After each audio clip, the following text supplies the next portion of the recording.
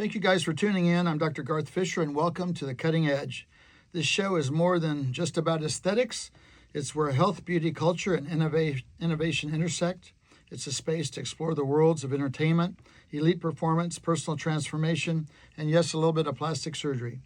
Each week, I'll be sitting down with thought leaders, icons, athletes, artists, and experts who are shaping our world and doing it with precision, purpose, and impact. This is your front row seat to unfiltered conversations, inspiring journeys, and the science behind the beauty. So let's get started. My guest today is a true American original, an Olympic-level sprinter, a Super Bowl champion, and one of the fastest men on the planet Earth to ever grace both the football field and the track. You know him as a key member of the legendary 1985 Chicago Bears, but his story goes far beyond the gridiron. He's broken records, defied time, and continues to inspire with his energy, discipline, and drive. A man of many talents, athlete, actor, and all-around Renaissance force. He's also a very good friend of mine, and I have to also add that he was in 1991 the world's greatest athlete.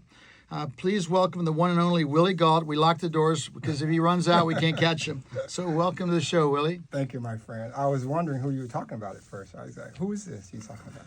You know who that was. That was you. It's so nice to have you at the show. You've been an inspiration for me and so many people. And I guess you're known, if we go, you were known most for the 1985 Chicago Bears, and you were the receiver on that team, correct? Correct. I, of course, played with the Bears for 5 years and then was traded to the Raiders from a small town called Griffin, Georgia. And then I went to the University of Tennessee College, where I made All-American, made the Olympic team my first year there. Spent 4 years there, and then I was drafted by the Bears, number 1, 18th pick in the 83 draft with John Elway and Dan Marino. I actually went before Dan Marino. Wow. I believe that. So what number were you in? I was number 18, and Dan Marino was, I think, 32 or 31, something like that. And John Elway, of course, was first. Neither one of them are as fast as you. No, not yet. But I played golf with John Elway last week. He's still in pretty good shape. He's doing good. Fantastic. I know you play a lot of golf. I do. So, one of the questions I might have asked this before, but at what point in your life did you run, you say, darn, I'm pretty fast. I'm like faster than everybody. Well, when I realized it, Garth, it was really a young age. I think I was in the first grade. As a first grader, we had to run around this circle. And I was always first between the first, second, and third graders. I could beat them all. And then Wait a minute, you're in third grader and you beat the first grader. I was a first grader and I was in the third grade. Okay. I beat the third graders. Okay. So I said to myself, and everybody would pat me on the back. And I said, okay, this means something. And then I rode a bus home. So the bus driver and I became really good friends. So the bus driver knew I was fast, so she would actually let me off maybe, I thought it was like a quarter of a mile, but it's only probably 100 meters or 50 yards. And I would race the bus to my stop, and all the kids would be on the side of the bus, go, Willie, go, Willie, go. So it made me think, okay, running is cool and fast. I'm fast. I want to know what it feels like to run and have that wind coming by you when you're going that fast. I guess you have to stick your head out the window of a car. Exactly right. That's what I was going to say. Just pretend you're a dog and stick your head out the window and go 30 miles an hour. That's fantastic. Right, yeah. So you learned how to. Then you went to Tennessee. You're a wide receiver there, and then you got drafted. Of course, the 1985 Bears were like an epic team. They still think is one of the best teams of all time. We were voted the number 1 team in NFL history by ESPN and Washington Post and all these major people. The thing about the 85 Bears is that we had a great defense. And most people think about the 85 Bears, they think about the defense. But that year, our offense was ranked number 2 in the league. So our offense was really great, and our defense was great. So we had a really balanced team. And we had this guy named Walter Payton. You probably never heard of him, but Walter was an amazing guy, and we ran the ball a lot. We were really a balanced team. And my years at the University of Tennessee were awesome because I got a chance to play with high-level people. My very first catch at the University of Tennessee was a touchdown. It was a 69-yard touchdown against Colorado. Wow. And so I started my career there, made the Olympic team my first year, as I said. We boycotted that Olympics, of course, but we had an alternative Olympics, which actually more countries were actually with us. We had 35 countries, and it was in Russia that year, and Russia had 17 countries. So we did win gold medals there, so it's like an asterisk, but I'm still a gold medalist. And we have a congressional gold medal. So, right. Yeah. Wow. Congratulations on Thank that. You. So you said that the defense made the Chicago Bears so dominant, but you had number 2 offense as well. And I think maybe Walter Payton threw you a touchdown. Was that in the Super Bowl or Well, actually, Walter Payton threw me my first 2 touchdowns in New Orleans. I caught 3. My first 3 touchdowns were caught in one game. It was New Orleans, my first year. Walter threw me 2, and Jim McMahon threw me 1. But Walter didn't throw me a touchdown in the Super Bowl. He actually didn't throw any passes in the Super Bowl, but Jim did. Jim threw. I caught 4 passes for 126 yards, which is still the record for average per catch in the Super Bowl. So Wow. yeah. Fantastic. Yeah. It was great. I'm even more impressed. So You're an athlete yourself. You're a quarterback, No. so you know all I these remember things. you teaching me how to run. I said, Right. show me how to run. Exactly. I'm hoping I can catch some of that and I can get my 40 down to 6 seconds or something. What was your 40-yard dash time back in your heyday? Right. I ran 4.06, 4.06, 4.09 for a total of 3. So that was it. But, it's different in this day and time. The techniques are different. The equipment is different. The shoes are different. Everything is so much faster. I mean, you got kids in high school running 9.9s and 10 flats, which is really unheard of. Yeah. Crazy. And why do you think that is?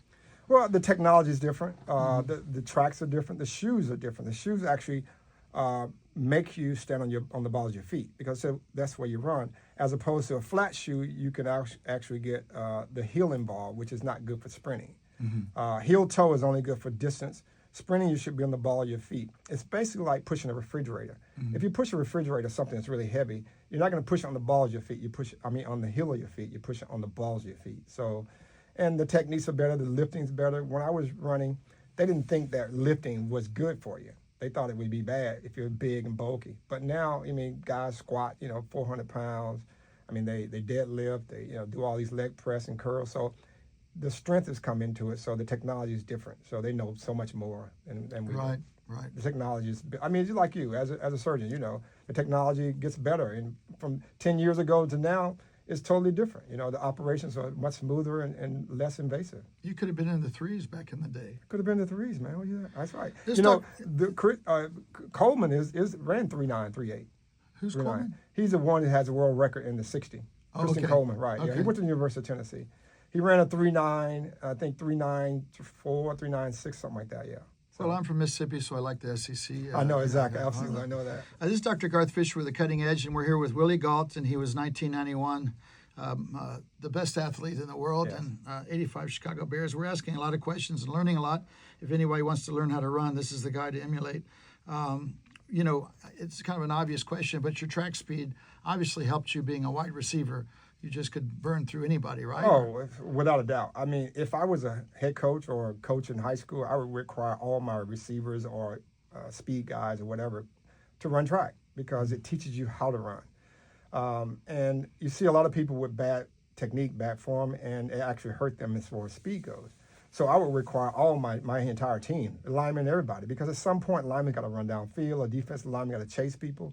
So it's always better to know how to do it and not need it. And then when you need it and don't know how to do it, it's a different thing. So I would require them Right. to run track for sure. But you're one of the very few track people that really made it great in football, pro football. Is that correct? There's not very many. Well, it's not very many, but I think because I played them both in high school and in college, so I was successful in track because I made the Olympic team my first year and the junior Olympics team my last year in high school. I had the success in track, but also I had success in football because I made All-American. And so I did both, and I think the success in track because the Olympic team and the World Championship and world records sort of saw me as a track guy / football guy, but more of a track guy when it's track season. Mm-hmm. But I did them both. But there are some guys like Bob Hayes, of course, who won the gold medal and played for the Dallas Cowboys. Bullet Bob Hayes. Bullet Bob Hayes, right, exactly. He was one of the guys who were really amazing. And then there was Ronaldo Nehemiah, who was, of course, my friend and one of my best men. He played for a short time in San Francisco, won a gold medal with me, and then also a Super Bowl. How do you compare the physical and mental demands of Olympic-level sprinting with playing in the NFL? They're different, but they're similar. They're similar because it's a lot of hard work. And in football, I won't say you can hide it, but it's a team sport. You're not by yourself. But in track, it's just you. It's you against the clock. It's you against the guy. So you can't hide anything. If you don't put in the work, it will tell on you. You'll show it on the field or on the when you're competing. And it's mono on mono. Football, you got 11 guys. You got to rely on the coach to call the play as a receiver. You have to allow on the defense to be the right defense. The quarterback has to throw the ball the right way. The lineman has to block. So it's a lot of intangibles. In track, there's no intangible. You against the next guy, you against the clock. So the training is similar, but the results are totally different. That's interesting. It's Dr. Garth Fisher again here with Willi Gault, world's greatest athlete, 1991, and learning a lot from him. I've known him for quite a while, and I remember when you came over to the house and started teaching me how to run. And you got to stretch like this. It's a very important part of the process at first. Especially for people a little bit older. You're not old, but I am, because you can still run a 4.5 and I can't. What is your 40 time now? I don't know. I probably can run 4.6, 4.7, maybe. Yeah. Maybe 4.5. I've been trying to get you to try out for the Rams and the Chargers. I'm sure you're faster than a lot of those people now. I keep telling you. Yeah, I know. You've been telling me for the last 3 years. I'm going to sign you up. Okay. Just one contract. What's that? Just one contract, right? That's all you need now is one contract, Willie. Just one contract, 1 year. Okay. Well, you're still one of the fastest men alive in your age group. What keeps you motivated and compete and train? Is it just that? Well, the thing with me, I promised myself when I was a teenager that I wanted to be able to do the same things when I'm older that I'm doing now, which means, running and training. So I just never stopped. And I do have multiple world records in my age group, 35 to 40, 40 to 45, 45 to 50, 50 to 55, 55 to 60. I've broken the world record in the 100 and 200 in each one of those groups. So I've broken 12 records in a span of 35 years. But my secret is I never stop. Because if you stop, you lose it, because the body gets old and the body doesn't care what you want to do, but it does what it wants to do. So I try to reverse that and tell the body, you're going to do what I want you to do. And I just never stop. Yeah, that's a great point. This is Dr. Garth Fisher with The Cutting Edge. We're going to be back with more of Willi Gault. What a great conversation, learning opportunity. Thank you. Hi, it's Dr. Garth Fisher with The Cutting Edge. I'm here with Willi Gault. He's a member of the 1985 Super Bowl Chicago Bears and world's greatest athlete, 1991. I like to call him that because I know him. And I used to run with the world's greatest athlete. I was good a mile behind him. Anyway, we were talking before the break that you like to keep up with everything as far as your health and your fitness ever since you were, I'm sure, 10 years old or when you're chasing people around in the first grade. But what I've always admired, I look in every morning, it's the crack of dawn, you're at Gold's Gym, you're running around the track, you're so disciplined, you won't drink, I don't think, coffee, sugar, I don't think you've had any alcohol, you've had none of that. Right. So your body is just, are you going to donate your body afterwards to see how perfect it is? So I'll donate it to you, Garth. Yeah. No, but your workout routine now is pretty incredible, right? Yeah, I just think, this is the way I think. How old are you? I'll be 65 this year. Okay, 65. Right. So this is the way I think. I think that if I take care of my body, it'll take care of me when I'm older. The thing I don't want to happen is that when I'm 70, 80, whatever, if I reach that, thank God, that I can't do something. I don't want to be immobile. I want to be able to do what I want to do. That's running, chasing, whatever I do, I want to do it. And I think if I commit myself now or back then, which I did, to making sure my body's in the best shape possible by working out, eating right, never drank in my life, never smoked, never done drugs. I just didn't think it was worth it for me as an athlete to help me propel my career. So I never did it. And I got made fun of by my teammates and guys, which is fine because I laughed too. I didn't care. So the peer pressure didn't get to me. And the one thing that I talk to kids about, I go, do something because you want to do it, not because someone tells you to or peer pressure. So I just never partake in that. And I think for me, training is part of my life. It makes me who I am because I never want to not be ready for something. I'm always ready. If I got to run, I can run. If I have to go upstairs, I can go upstairs. And so that's just the way I think. So my gym workout at 6 in the morning and my track workout at 7:30, 8 o'clock, they're important to me, and it's one of the things that when I miss it, I miss it. And when I'm out of town, I figure out what to do. I go upstairs, or I pick out places in the parking lot to run sprints. So I try to make sure I do my part, and then my body will hopefully do its part.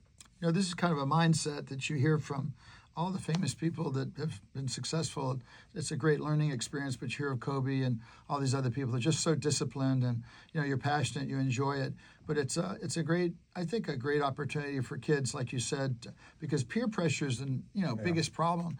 Kids are making fun of them. Yeah. Got to do this, don't do that, even drugs. And the way you're so disciplined is really honorable and amazing. And I think that's something I'm sure you share with a lot of people. Absolutely. I mean, that's a key, basically, because when you look at it realistically, when you do something different, people are going to, either say yay or they're going to say, man, why are you doing that? And Right. and if you have a thin skin, that could get to you, because I got really picked on a little bit when it was talking about, because But I you didn't could do always drugs. run away with it. Yeah, I could. You're right. But talking about, smoking and drinking, doing those things, and when you get called square in country, if you let it bother you, it will bother you. But I didn't care, because I said, oh, yeah, you're right. I am square. I am country. So I just agreed with them. Then it was okay. They didn't care anymore. Yeah. So if I think I had fought them with it, I think it would have been a bigger issue. But I just went along with it. I laughed with them, and I was like, you're right. Because, think about it. I'm a kid in high school, driving down with 4 or 5 of my friends in a car. They light up a joint. I roll down the window and stick my head out. Mm-hmm. And they go, what are you doing? I go, man, that stuff is bad. I'm not doing that. So, Right. A normal kid who wouldn't, if they don't have their mind right, would be bad. It would hurt them, because they would make fun of them. So I didn't care. Where'd you get that from? Your parents, or how did you get that discipline? I think it's my parents. Also, my great coaches and teachers. I had a great coach in high school who taught me right from wrong. He just said, Willie, look, people are people. Some are going to be right, some are going to be wrong, but they're just trying to do their best. So I have empathy for people and sympathy for people. So, and I know that everyone somewhere are trying to do their best, unless they're just bad people. But people are trying to do their best, and you have to give them, the benefit of the doubt sometimes. Dr. Garth Fisher with The Cutting Edge. I'm here with Willi Gault, who is just the nicest guy in the world, but also the fastest man on planet Earth. And he's won many, many awards for track and field and Chicago Bears, etc. So all these experiences that you've had, you've taken them now. At what point in your career did you say, enough's enough for football? How did you kind of evolve? How did you go from there, and how did you take some of this discipline and learning thing? Right. How did you take that with you? Well, I've been very fortunate as an athlete. It's been such a huge stepping stone for me. And by the way, Garth, you're one of the nicest guys I've ever met, too. That's why we're friends. You're amazing. So nice. I started 4 years of high school and then 4 years of college, and played in the National Football League for 12 years. So it's a lot of football. Mm-hmm. So I always promised myself I wouldn't stay too long. And when time was right, that I should retire, because I saw people who got cut and got released and got hurt. I played 12 years, Garth. I never missed a game in 12 years. That's amazing. And in the NFL, and in 4 years of college, I never missed a game. 4 years of high school, never missed a game. Did you ever get hit, or were you just too fast? Did you ever get hit? I got hit a lot, but I think I sort of gave them what I wanted them to hit, I wasn't put in many positions where, I was just hanging in the air. But I think what happens is I sort of promised myself that I wouldn't stay too long. And one day I was on the football field with the Raiders. I was kneeling down in between plays, and I wasn't there mentally. And I said to myself, it's time to retire. And that was after my 12th year. I was thinking about movies and television and all that. So I was like, okay, it's time for me to retire. And then I retired at 12 years. Now did you get into movies? What did you go? How did you evolve? I did. I've done several movies and television shows. I was on The Pretender for 3 years, recurring. I was on The West Wing for 3 years, recurring. I did a lot of television episodic things, Girlfriends, and a lot of these movies. I did, 3 or 4 movies. So I had a great time. I loved it. It was amazing. Then I went into business because it was just too uncertain in the movies, because, you can go into an audition, you cry, and you still don't get the part because it's so subjective, So I wanted to have a little bit more control, because as an athlete, I could control what I did, on the field or on the track. I can control it. But as an actor at that point, I couldn't control it. So it was like a little bit not as rewarding as I wanted it to be. But I love it. I still love it to this day. Well, it's good that you don't have that thin skin, as you talked about. I tried out for 2 or 3 commercials, and I didn't get the part. I'm used to getting Right. I get 100 on this test. I may get this. I didn't get it. And I said, God, what's wrong with me? I said, well, there's nothing wrong with me. I'm not doing this anymore.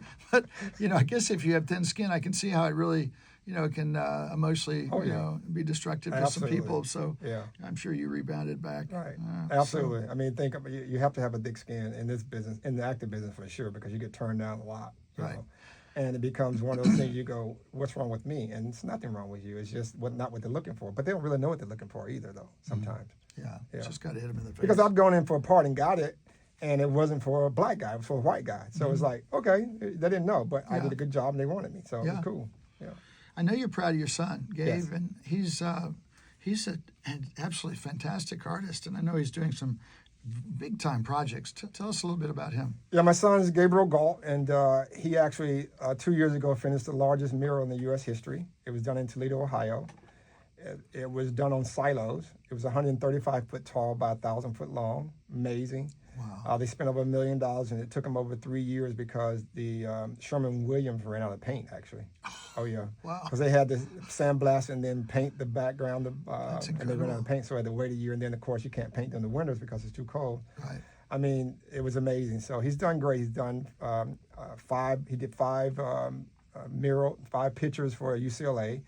Ryan Reynolds hired him to do a couple of things. The Lakers hired him to do 5 pictures. So he's doing quite well. I'm proud of him. He's doing well. I'm sure. Where does he live? He lives in the Valley, and I live in Encino. He lives in Sherman Oaks, so he doesn't live too far from me. Did he get this artistry from you, or where did it come through the genetic? Well, I can draw a little bit, Garth, but not like him. I draw. Where's the a little drawer in your tree?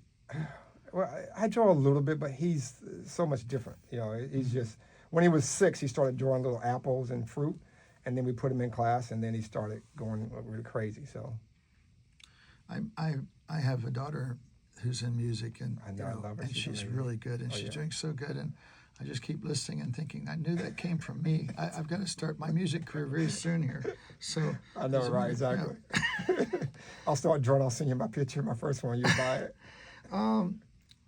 So if you had to apply all these things that you learned, discipline in everyday life, you take it over. How do you apply it now in every day? Is it just with your workouts, your business? What are you doing? This must give you a step ahead of everybody else. Well, I apply it in everything I do. I mean, from the start, my eating habits, my workout habits, the way I treat people.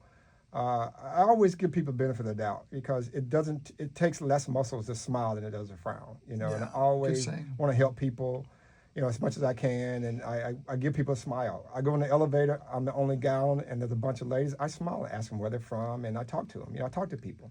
That's pretty Southern, too. Yeah, That's it what is, Southern right? people Exactly, are. absolutely right. So I just see people as a great opportunity to know someone and give someone a smile. That's what I see it as. When I first moved out here from Mississippi, I just noticed that, in Mississippi, I'd lived there most of my life, and if you have a flat tire, you pull over on the country road, the first 10 cars will stop, a couple of them will ask you, over for dinner, Right. and here, thousands will pass by, and the next one that stops is going to rob you, Exactly. and, it just sounds like a very country, that's why they called you country, right? But you're just so nice and welcoming and warm, and I miss that about the South a lot, but, you are like that, so I guess that's from your likewise. from your background. I'm here with Dr. Garth Fisher on the Cutting Edge. I'm here with Willi Gault, world's greatest athlete, 1991, and he's got so many different textures and depths and things to learn about and learn from. We'll be back in just a minute after the break. Hi, it's Dr. Garth Fisher with the Cutting Edge. We're here back with Willi Gault, world's greatest athlete, 1991, world's greatest guy, and today he's the fastest man on the planet because every year to 5 years he runs again and wins another record. So he's 65, and there's nobody faster in his age group, and I think probably could beat most of the 19-year-olds in the world. But you're so disciplined, you do all these things, and there's just a lot to admire about you, and you're the nicest person. What about, your daily activities, your diet? I mean, you're very strict. What do you eat? What do you not eat? What do you believe in? Well, I think we are a direct descendant of what we put in our bodies. Whatever we put in, we get out. I grew up in the South, so I ate meat like everybody else. And fried foods. Right, and with fried foods, no problem. I got to college, and once I left college, my first year with the Bears, I read something where it said meat stays in your system like 6 months or 8 months. So I was like, okay, that's not going to make me fast. It's going to slow me down. So I did more research, and the more I did research, the more I thought, okay, well, let me stop eating meat. So I stopped eating meat, just cold turkey, just over. I was eating chicken a little bit, then I stopped eating chicken, all meat. I didn't eat meat, nothing, no meat for 5-10 years.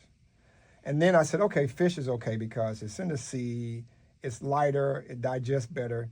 So I became a pescatarian. And people go, yeah, you're a pest. Because Yeah. But I became a pescatarian. So what I would do is that in the National Football League, there's training tables. So you go in, you get your food. They didn't have stuff for me, so I would actually go back and I would cook my own fish. So It's amazing they would bring fish to everybody, but they were behind the times. Yeah, behind the times. So now they do, me. right? I'm sorry? Do you think now they do, right? Yeah, now they do. Yeah. But then they really didn't. So I would tell them what I wanted, and they would fix it for me. They would prepare it for me, or they let me fix it. And now I would go back and I do it, and the guys would make fun of me again. What are you doing? Oh, my gosh, that's so bad. I go, no, it's good. I'm okay. But the thing about it is that I never missed a practice. I never missed a game, so I was always there, and I was healthy because I actually listened to my body. Now, look, everyone's body's not the same. My body's not like yours like my mind, or whatever. So it's sort of ridiculous when I think that you take one multivitamin for everything. You can't, right? As a doctor, you probably know this. Because I may be deficient in vitamin D, you may be deficient in C. But we don't need the same thing. We need more of something else. So I try to look at my body that way, and I know what I can eat and what I can't eat, and I can eat just about anything. I just don't. I know, I know what it takes and what makes me feel better. So But never had any chocolate. I've had chocolate before, but I don't like chocolate. I mean, that's the thing. I don't really like chocolate. Okay. Chocolate. I mean, I can eat chocolate, and I've eaten it before. Popsicles, donuts. I've eaten a donut before in my life. Yeah. And you didn't like that either? It's okay. It's okay, but I think about when I eat it, it's like, what's the result from it, Yeah. And it's okay though. But I mean, I have a donut. Look, you have to treat yourself. If you just one line, you're gonna burn out. I mean, it's like a kid. If you make sure a kid doesn't do anything, as soon as he can do it, he can do everything. Right. So you give him little bits and pieces, and so I give myself rewards, and I love certain things. I mean, if I can have a carrot cake, I love carrot cake. I don't always have it. I have it maybe twice a year, maybe a slice, but. Okay. It's okay. I like it. I like those things. I like some of those things, but I also keep it in perspective too, as far as where I am, as far as in my body. Well, I'm thinking back at the 1985 Bears, and I hear these epic stories of eating. And you're on that team with Refrigerator Perry. Yeah. I don't know if you can talk about that. Absolutely. But like, how many eggs and how much does this guy eat, like in a sitting? I mean, Well, we call William Biscuit because Dan Hampton said he was one biscuit away from 400 pounds. yeah. So he was just a big, lovable guy. He really was. He was fun. He could dunk a basketball at 360 pounds, 370 pounds at 6'2". Wow. So he was really strong. But he ate a lot, because he had to. I mean, he's big. Like 10 eggs, 20 eggs, 30 eggs? I don't know how many eggs. Oh. I think the 10 chickens, you mean, not eggs. Somebody's taking care of that man right now. Breaking their back in the kitchen. Yeah, absolutely, for sure. So, yeah, those guys. Of course, we won the Super Bowl. We did this song called the Super Bowl Shuffle back I was then. about to ask you about the dancing, but let's get back to Willie before you. So you see these people a lot, right? You All the still time. play golf with them? And Yeah, absolutely. Which ones are your best friends still? Well, from the Bears or just in general? Let's go through the list. Okay, so in general, Marcus Allen's one of my best friends. I was just with him. I play golf with him a lot. Okay. Tim Brown's one of my best friends. Eric Dickerson, I play with him a lot. I was just with Emmitt Smith. I see Jim McMahon a lot in golf. Is he crazy still? Or? Jim is still crazy. Okay. Jim is always going to be crazy. Right. He had a problem with his brain. They drilled a hole in his brain to release some of the fluid, and he got better. He couldn't remember how to get home from the store, which was a mile away before. Mm-hmm. But now he's okay. He almost lost his leg, too. I think he got a staph infection because he plays barefoot. And I think he had an open wound and something on the grass gave him an infection. And it was eaten down to the bone. You would love this. I got to send it to you. I know you like those pictures. This is Dr. Garth Fisher with A Cutting Edge. I'm here with Willi Gault. We're talking about a lot of good things, a lot to learn, but go back with that, the traumatic, I'm seeing this visual trauma. What was it? Right. It was a flesh-eating disease that ate down to his bone. Okay. And he almost had to amputate his leg, and I think he's had like 6 surgeries on it. It was really bad, but he still plays with one leg. He just hits and hops on one leg. But right. I see him. I see Otis Wilson sometimes, and Richard Dent sometimes, and Jimbo Colbert. Some of the guys are doing well. Of course, we lost the great Walter Payton. We lost Dave Durson. Lost a guy named Keith Artigo. We just lost Steve McMichael this year. So we lost 4 of the great guys, and of course, a guy named Todd Bell, who's one of my best friends. But I talk to Mike Singletary too sometimes, and see the guys. We'll have our 40th anniversary this year, and so we'll be honored at September the 8th, the first Monday night game in Chicago this year. So Yeah, you go to Chicago quite a bit. I do, yes. Yeah. What about Buddy Ryan? Buddy Ryan was great. I love Buddy. He was amazing. And Buddy and I got along really well. If Buddy liked you, he'd call you your number. He'd go, 83, what are you doing? Yeah. If he didn't like you, he would just say, hey, you. Yeah. Yeah, he was a great guy. He was smart, man. He was tough. Yeah. I guess his defenses wouldn't work today, right? No, because you can't hit people like you do back then. I mean, Yeah. now you can't really touch people. Back then, all our guys would have been suspended. I mean, Yeah. I look at some of the games, and they just knock quarterbacks out like left and right. And now you can't really touch guys. And for me, a receiver also, same. They can't hit me after 5 yards now. Back then, they could hit you down That's the why field 10 you'd be yards. playing for the Rams. I know, I'm telling exactly, you. right. Yeah. My Sean God. McVay, if you're listening to this, this guy runs faster than anybody on your team right now, and he's a nice guy. He's good in the locker room. Absolutely. Who is the hardest? Who hit you the hardest that you've ever been hit? Okay, two guys. I remember my first year, a guy named Roosevelt Barnes, Detroit Lions. We were playing the Detroit Lions my rookie year. I was a punt returner, kickoff returner, and a receiver. I was returning the punt. I called for a fair catch. He didn't see me. So he came full speed, hit me with his helmet underneath my chin and my chest. And you know how the cartoon you see the little Tweety birds? I actually saw those Tweety birds. And so I went to the huddle, spread my legs really wide so I wouldn't fall, went out to the side to go out for the route. And, of course, it was a running play. And the next play, I was okay. But back then, concussion wasn't a big deal. They hold up one finger and say, how many you see? Go one, and it's okay. Yeah. They give you smelling salts and it was over. But back then, I was probably concussed maybe 4, 5, 6 times, but I never came out of the game. And my second hardest hit was a guy named Louis Oliver. I was playing for the Raiders, playing in Miami. He played for the Dolphins. Jay Schrader rolled out to the right side as a quarterback. I was on the left side. I came across in a 6 route, across the middle. He saw me. I saw him. Then Lewis saw him looking at me. So Lewis ran toward me. He threw the ball. It was high. I jumped. As I jumped, I got it. And he knocked me out. I mean, it wasn't out, but really, really hard. Did you hold on to the ball? Yeah, of course I did. Wow. I've had a couple of drops, but that was one of them. You're so awesome. I want to go back and watch more videos. So, did all this teach you? I heard you're a good dancer. You were on that video with the Chicago Bears Super Bowl Shuffle. Right, yeah. Well, how'd that happen? I dance okay. How that happened is that I played tennis at a celebrity tennis tournament in Monaco with Prince Albert, who became friends because he was a bobsledder also. And my agent at the time was Jack Gilardi at ICM. So I met a guy named Dick Myers who owned a company called Red Label Records in Chicago. So he said, I have this song I want you to be in with Linda Clifford called The Heat in Me. I played a fireman. It was great. I rescued her out of a burning building. And then we went to dinner, and then we talked about, let's do a song with the Bears. I said, okay, let's do that. And then I had the dubious task of trying to get the guys together. So it was kind of your... Yeah, it was my deal. Your idea? So we shot, think about this, Gar. We recorded the song in game number 2 or 3 in a 16-game season. We shot the video in game 13 after we lost. But we predicted in game number 2 that we were going to win the Super Bowl. Not like Joe Namath, who predicted in the Super Bowl. Right.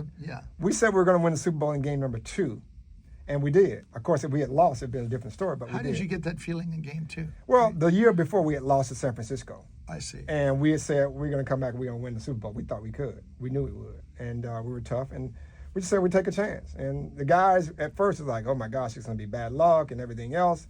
And I said, okay, well, let's do it. And we did it. So it worked out good. We got nominated for a Grammy. We lost to Prince, Kiss. For that shuffle? Yeah. Wow. And we were the second highest selling video behind Michael Jackson's Thriller of all time at the time. Got a gold record and a platinum video. I didn't realize that. Yeah. So we were with Michael Jackson and Prince. That's fantastic. So when you watch that now, how do you feel?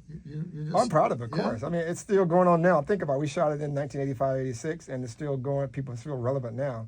So it's a long time, and we never thought it would be that relevant. And so viewers can look it up. It's the Super Bowl Shuffle, Chicago Bears, Super Bowl Shuffle, 85 Super Bowl Shuffle. You'll see it. It's really cool. And then your buddy Eric Dickerson tried to do one, didn't the Rams. The Rambit. He called Rambit. He was so embarrassed by that. I talked to him like a couple of weeks ago about it. He was so embarrassed with that. then the Raiders did one, too, the silver and black. Is there any other teams that did that? The Rams, the Raiders, the 49ers. Oh, my gosh. I guess they had to figure something out to be like the 85 Bears. Exactly. Well, I haven't seen a lot of those. I've seen the Rams one. That's about it. The 49ers, I don't really want to watch because I'm such a big Rams fan. I know. And we've gone to the game together Exactly. several And times. we sat with that 49er guy who was just really bad, wasn't he? I've never seen a fan so obnoxious. And then when the Rams started winning, he like totally went from 10 down to a 1. He was gone. And I saw him again at another venue. And I couldn't believe it. We ran each other, started talking and laughing about the whole thing. But, the 49ers went on such a run. They'd won so many games. Yeah. It's like, the last thing I want to do is sit with a 49er fan. But, Exactly. And how did they get in our area? I don't know how they did that. I know, exactly.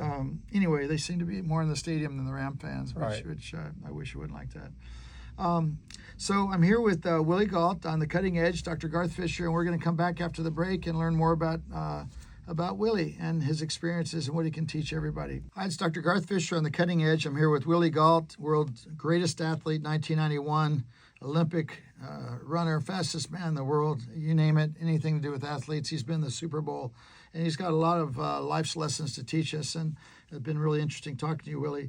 Being in the Super Bowl, you were there, and we always hear talking to athletes. I mean, what was it like just looking back, playing in the NFL and being in the Super Bowl? Was that your biggest highlight, or what was it? Well, I would have to say it's one of my biggest highlights. Of course, I was in 2 Olympics, and the Super Bowl has to rank either first or second, but it's a close, whatever it is. But the thing I remember about the Super Bowl is that the week building up to it was just so much hype and all the fans and just everything. I mean, Rush Street, and it was in New Orleans, and it was crazy. I mean, wherever we went, people were just all over. The hotel was just packed with people. We were rock stars, really, and rock stars without the internet. Yeah. Internet would have been in trouble. Believe me, it was so much happening. It was so crazy. Yeah. I can't even tell you. That's another story. But the thing I remember about the game, Garth, that we came out, we warmed up, and we went back in before the game started. Coach Dicker gave us a speech about, look, guys, we fought all year to do this. We're here. You go out and play the game you need to play. So I was the first player to be called because the offense was going to be announced. And all I can remember is that they called my name, and I couldn't really feel my feet. It was just, I was running, and I couldn't feel anything because it was just the magnitude, me knowing that really I'm thinking 1 billion people watching me around the world because it's a Super Bowl. Yeah. It's probably a couple 100,000, a couple 100 million. But, it was just one of those feelings that was just like floating on the air. And then we won the toss and received the ball, and I was a kickoff return. So I'm getting the first kick of the game. Yeah. And that was nerve-wracking because all I'm thinking about, okay, just catch the ball. Don't think about anything else. Catch the ball. And run 100 yards. Right, exactly. Once I caught the ball, it was fine. It was over. So, and it was good. And the game was really amazing. I was really focused. I caught everything that was thrown at me. It was just a great day. I had a great day there. I was actually 1 yard away. Jim McMahon thrown the ball 1 yard longer. I had a 99-yard touchdown, which would have been the longest in Super Bowl history. But I had a great game. It was a great opportunity, a great lesson, and feeling that at halftime was 20. We had them 24-3 at halftime. So I knew the game was over. Right. I mean, I knew we won, and that feeling of winning a Super Bowl was unlike any other feeling I've ever had. Because it's the ultimate in football. It's what you do. That's what they all say. Exactly. Do you think there's anything that people might misunderstand about your journey, or is there anything that you've been through or gone through that somebody might have looked at differently? Right. That you? I don't know. People, when they talk to me differently. I don't know. Maybe that would be a question for like someone of fans who may think I did something different or why did I do something.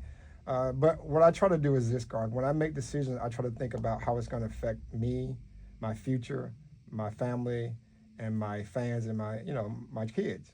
That's the main thing. Not always in that order, but I don't just make rush decisions. I try to really think about the decision I'm going to make and how it's going to affect everything. So I'm a really grounded person when it comes to that. I'm not influenced by hardly anything because I've done so much. I've been blessed to go around the world and do things that I never thought I'd ever do. I've been with people who don't know where the next meals come from. I've been with people who are kings and queens and worth billions, almost trillions of dollars. So I don't really get too excited about things, but I'm happy for people. There's no envious about anything. I love people for who they are. If they treat me right, I treat them right, and it's all good. So, it's just the way I live my life. And I think life is just way too short. Think about it. If you live 100 years old. Earth is millions of years old. It doesn't matter. You know, I don't know. 1,000 years ago, I have no idea who lived back then. I don't care. No. So, you know, you live in the moment. You live here, and then you got to live for who you are now, and let the chips fall where they may. Well, I came from a very small town in Mississippi, very poor, like you, and you know, we both went from like a place that nobody would ever recognize to a big time, so to speak. And so I understand your journey. It's been a great journey for you, and been fulfilled the whole time. Of that journey, is there anything that you feel the most proud of? Is it your athletic accomplishments? Is it, you know, how you live your life, or what are you the most proud of everything? Well, there's a lot here, but my first thing I have to say, I'm so proud of my mom and dad. My mom and dad were amazing people. They let me make decisions early on in my life. They were always there for me. My mom, even, she would call me like 2 or 3 times a day just to say hello, I love you, hey baby, how you doing? Yeah. And I think that sort of propelled me to do things in life, and that's why I treat people the way I do, because my mom never met a stranger, and my dad was just a rock. My dad actually only finished the 6th grade because he had to stop and work and help his family. But he knew electrician, he knew carpentry, he could tear a car engine apart and put it back together. I mean, he was just the smartest man and didn't go to school for it. Those are lost skills. It's all skills, right? Yeah, lost skills Lost today. skills, you're right, absolutely. But I'm proud of the fact that, you know, I won the Super Bowl with the Bears. I made 2 Olympic teams, Summer Olympics and the Winter Olympics bobsledding.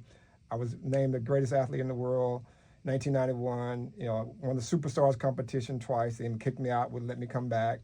And I think I have 2 amazing kids and wonderful friends, you know. And now you know me. Now you know me. I know you, exactly, absolutely. Which I count you as one of my greatest friends ever.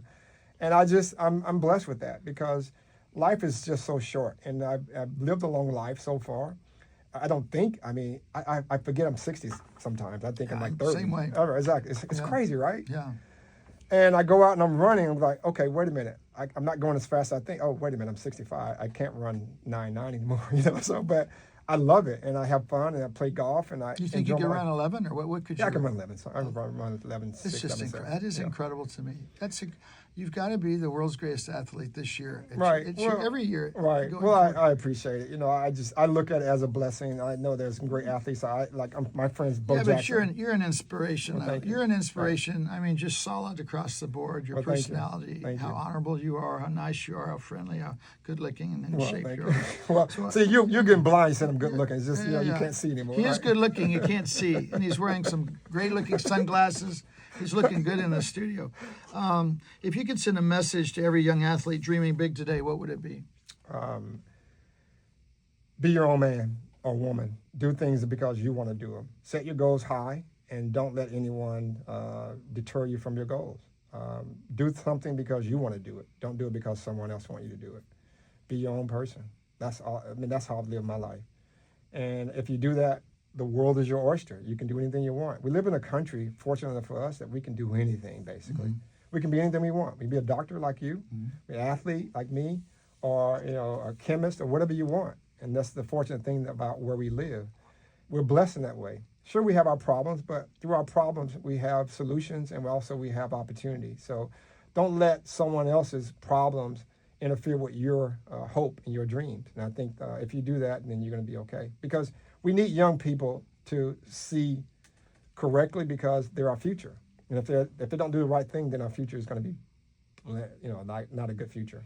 Yeah, it'd be great if you were able to, be an active role model, which I'm sure you are. Maybe going around speaking to kids. I don't know if you do that, but that would be a great thing for you. Yeah, I do some, and I've spoken at some conventions and everything else. I talk about life, and Garth, we're very fortunate. Think about it, and you probably don't know this stat. I'm going to tell it to you. We're 1 out of 400 billion chances of being born. Yeah, wow. Think about that. Think about your mother meeting your father. Your mother's mother and father meeting each other. Your father and mother meeting each other. Yeah. Back in the time when there was no Rose and Charles. Think about all the back and forth meeting. Yeah. Wrong place, wrong time. Right. Think about it. Right. It's crazy incredible when you look at those numbers. Yeah, it's an incredible thing. And then there's billions of stars and trillions of stars, and we are 1 out of 400 billion chances of being here. So we're here for a purpose. So what is it? Find your purpose. Find your purpose and make the best of it. Exactly. Absolutely. This is Dr. Garth Fisher with The Cutting Edge. I'm talking with Willi Gault. We've had such a great conversation with him, and Hopefully you can tune into that. And now it's, I guess, plastic surgery time. I always answer 3 plastic surgery questions, and you can write your questions down. Go to www.garthfisher.com. There's a Q&A tab, and I'll try to get to your questions next week. But 3 questions today. Number 1 is from Cindy in Los Angeles, and she said, who is a candidate for a lip lift? And as we get older, what happens is the bone reabsorbs it's less dense, and the upper lip starts dropping between the nose and your teeth, and so you don't have as much teeth show. So the length of the lip becomes long, and upper lip lift is great for the right person. It's a very rejuvenating, youthful procedure where incisions are made. You take out a little bit of skin, and when it's done really well, it's a great, powerful procedure. And so, usually a doctor can, examine you, a plastic surgeon, and you can see, what it might look like. He can show you and look at pictures and kind of help figure that out. But that's a great procedure. The next question is from Beth in Irvine, and she says, what are better, silicone or saline implants? So I think they're both really good, and I think they're both safe. I think they can look the same. The problem is they feel a little differently. So if you have very thin skin, then maybe silicone would be a better choice for you, but saline has its advantages. Between, I'd say, 1997 and 2007, silicone implants were restricted for use while we're trying to get more information on silicone implants. And the FDA determined silicone implants are safe, and so they were back on the market after 2007. But, it depends on what you want. They're great implants. Both of them can be excellent choices. And again, go to your plastic surgeon, hopefully board-certified plastic surgeon, to talk to him about what would be the best option for you and your unique tissue characteristics. Third question is from Chandra in Manhattan Beach. How safe are BBLs and liposuction? And these are both relatively safe, but probably the most dangerous procedure in plastic surgery is a BBL. You got to go to a really careful surgeon and then, try to decide if this is something for you. Liposuction is also safe. I think when you get to the high volume liposuction, 4 or 5 liters of fat, it becomes more dangerous. And in my opinion, which is just my opinion, I think those people taking that much fat off probably would be better served losing the weight first. But these are all done every day, and just find a really great doctor, ethical, talented, and somebody that you get a good referral from a friend who had a great experience. So that's it for today. Thank you very much for coming to The Cutting Edge with Dr. Garth Fisher. We hope to see you next week.